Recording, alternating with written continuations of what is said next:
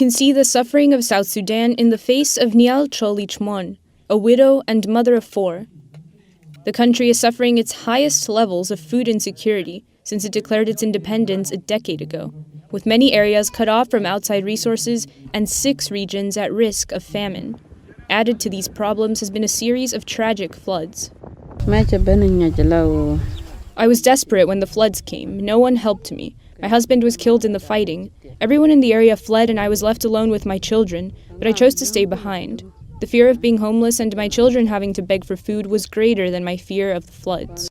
Stories like these are shared by Kavagach Koli, a mother of 5 young children and also a widow. When the food is finished and the pots are empty, life becomes very hard for us. The floods have put an additional 800,000 people in need of humanitarian aid since 2020, raising the total number of those in need of aid to 8.3 million. One of the organizations working to provide relief is the World Food Program, a branch of the United Nations.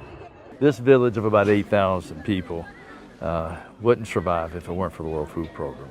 And hopefully, if we can end the conflict and work with the tribal leaders and the villagers here, then we can build dikes and harvest the water such that we won't even have to be here again.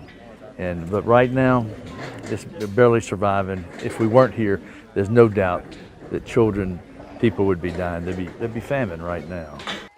In addition to the food crisis, instances of fighting throughout the country killed 2,000 people between January and October 2020. In 2019, Pope Francis drew international attention to the situation in South Sudan when he invited the country's leaders to the Vatican and kissed their feet, asking from his heart that they work to bring peace to the world's youngest country.